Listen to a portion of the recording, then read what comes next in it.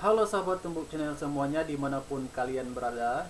Di kesempatan kali ini kita akan membahas lanjutan materi kita sebelumnya, yaitu kerajaan Hindu-Buddha di Indonesia. Syarat untuk mengikuti pembelajaran ini silahkan kalian like, komen, dan subscribe Tumbuk Channel. Jangan lupa ya, yang belum subscribe silahkan subscribe terlebih dahulu. Dan untuk absensi silahkan kalian tulis nama dan kelas kalian di kolom komentar. Jika ada hal yang ingin ditanyakan silahkan komen di kolom komentar ataupun menghubungi saya melalui WhatsApp. Oke, langsung saja kita masuk ke pembahasan materi. Yang pertama itu adalah Kerajaan Mataram kuno. Kerajaan ini terletak di Jawa Tengah atau disebut dengan Bumi Mataram dan sekarang adalah daerah Yogyakarta. Kemudian berdiri pada tahun 732 Masehi, di mana raja pertamanya itu atau pendiri dari Kerajaan Mataram kuno adalah Raja Sanjaya. Kemudian dilanjutkan oleh Penangkaran, kemudian ada juga rajanya Panunggalangan, Warak, Garung, dan Kayuwangi. Kemudian untuk kehidupan ekonomi, masyarakat bertumpu pada pertanian. Mengapa pertanian? Karena tanah dari Kerajaan Mataram kuno ini sangat subur sekali, di mana daerah ini adalah daerah pegunungan ya, sehingga tanahnya sangat subur dan cocok untuk lahan pertanian. Sedangkan untuk bukti sejarah dari kerajaan ini adalah prasasti-prasasti seperti Canggal, kemudian ada Mantiasi atau Prasasti Kedu.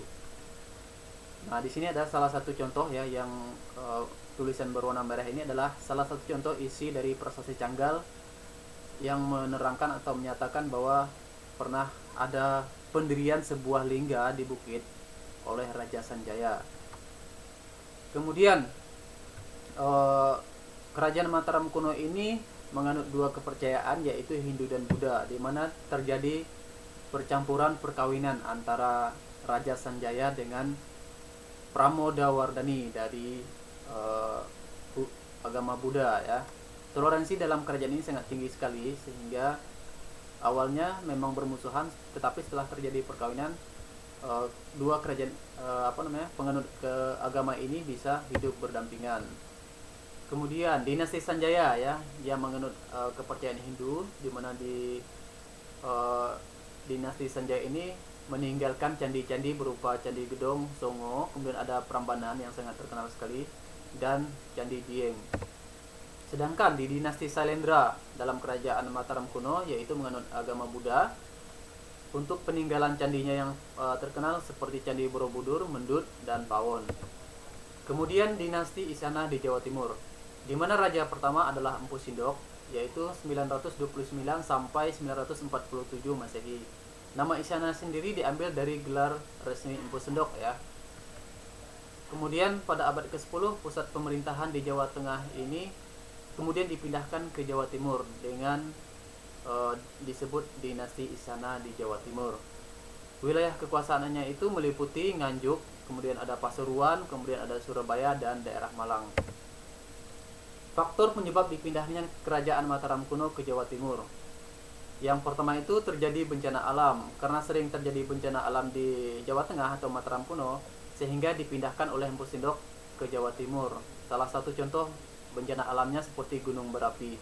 Kemudian yang kedua, akibat banyak tenaga laki-laki yang dipekerjakan untuk membuat candi, sehingga mereka dalam urusan sawah ya, atau pertanian terjadi terbengkalai ya, tidak terurus, akhirnya dipindahkan ke Jawa Timur. Ini dua alasan yang sering kita dengar mengapa Kerajaan Mataram kuno ini dipindahkan ke Jawa Timur.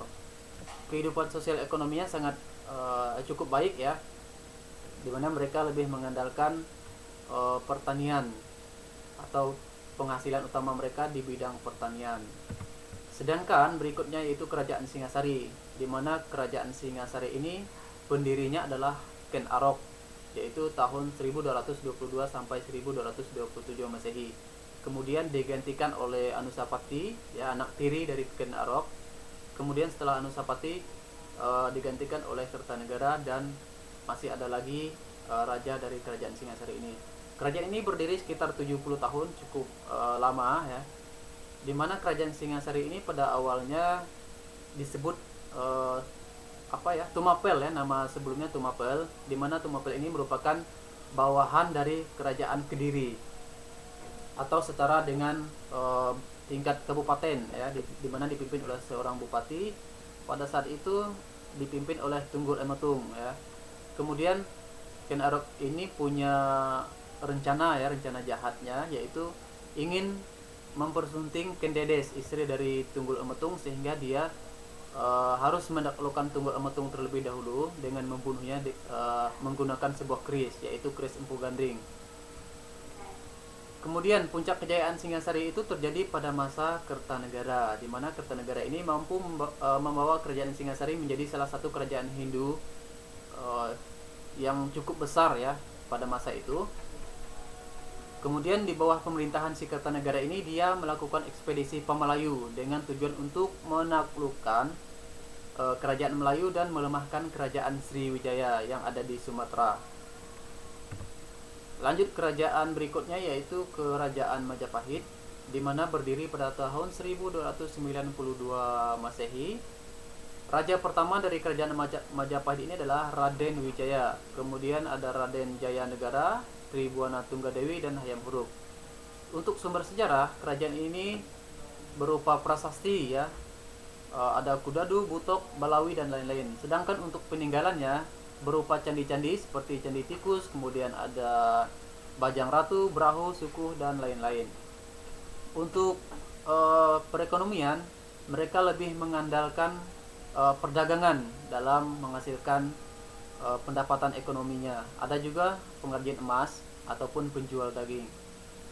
Kemudian puncak kejayaan kerajaan Majapahit ini pada masa Hayam Huruf ya.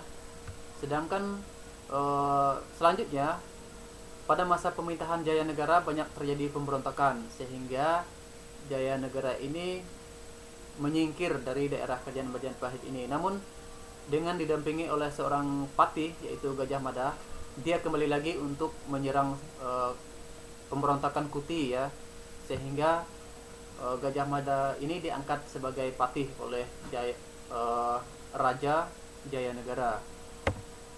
Runtuhnya kerajaan Majapahit itu disebabkan adanya polemik internal dalam kerajaan tersebut, dan ada ancaman serangan dari Kesultanan Demak, di mana kerajaan Demak ini adalah kerajaan Islam pertama di Jawa. Nanti setelah kerajaan Hindu-Buddha kita akan membahas tentang kerajaan Islam di Indonesia. Peninggalannya bisa berupa kitab-kitab ya, seperti Negara Kertagama, karangan Empu Prapanca, dan lain-lain. Oke, sampai di sini dulu pembahasan kita tentang kerajaan Hindu-Buddha. Dengan berakhirnya pembahasan tentang kerajaan Majapahit, berakhir juga pembahasan materi tentang kerajaan maritim Hindu-Buddha di Indonesia. Nanti akan kita lanjutkan ke kerajaan Islam. Sekian dari penjelasan materi kita. Jika ada hal yang ingin ditanyakan, silahkan hubungi saya melalui WhatsApp ataupun tulis pertanyaan kalian di kolom komentar. Sampai jumpa di pertemuan berikutnya ya.